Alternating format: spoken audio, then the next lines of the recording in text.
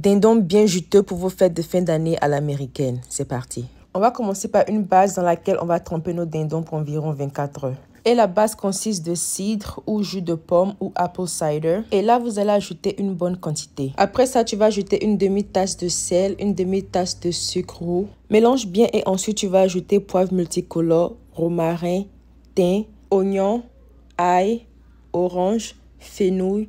Et j'ai aussi ajouté anis et clous de girofle. Après ça, passe le tout au feu et quand ça commence à bouillir, retire du feu. Cette base va permettre à ce que notre dindon devienne bien tendre à cause du sel ajouté et en même temps construire un premier niveau de saveur avant la cuisson. Bien avant d'ajouter votre base à votre dindon, assurez-vous que votre dindon il est bien nettoyé et aussi que votre base elle est bien refroidie. Couvrez et laissez le tout au réfrigérateur pour minimum 24 heures ou plus. 24 heures après, tu vas retirer ton dindon de ta base et bien rincer ça. Quand tu as fini de bien rincer, tu vas maintenant nettoyer ça avec du sopalin.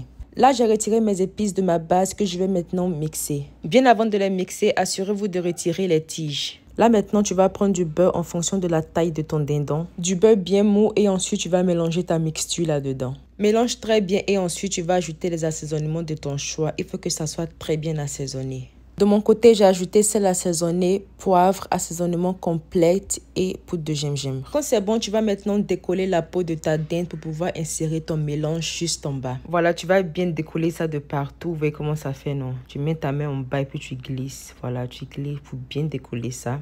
Tu vas faire ça dans les pieds, dans le dos, partout. Maintenant, prends ton mélange de beurre et commence à bien déposer ça en bas. Mets ça bien dans la poitrine, dans les pieds, dans le dos, partout. Tu mets ça bien. Quand tu finis, tu vas prendre un fil de cuisson pour pouvoir attacher les deux pieds de ta dinde. Là, j'ai fourré ma dinde avec un oignon et mes oranges. L'assaisonnement de beurre que vous avez réalisé là, vous allez laisser la moitié que vous allez faire fondre. Maintenant, on va prendre une seringue de cuisine et on va faire le BBL du turkey. Les filles là pensent que c'est elles ceux qui font BBL quoi.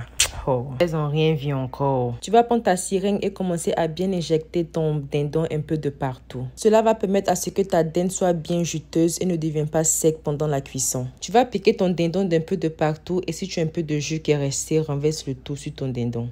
Ensuite, j'ai ajouté un peu de bouillon de dinde et passe le tout au four. Le temps de cuisson va dépendre de la taille de ta dinde, mais normalement, ça varie entre 1, 2 heures, voire même 3 heures. Et de temps en temps, n'oublie pas de venir piquer ta dinde et de l'asperger régulièrement avec son jus. Et vous allez faire ça jusqu'à ce que votre dinde cuise. Et quelques heures après, voici votre dinde qui est prêt, bien juteux, bien doré et bien assaisonné. On adore. Là, il y avait tout un repas à l'américaine parce que c'était la fête de Thanksgiving ici, le menu préparé par moi. Et regardez comment ma dinde était bien juteuse. Ah, le goût aussi, laisse tomber. Sur ce, je vous dis à plus pour de nouveaux délices. Bye guys!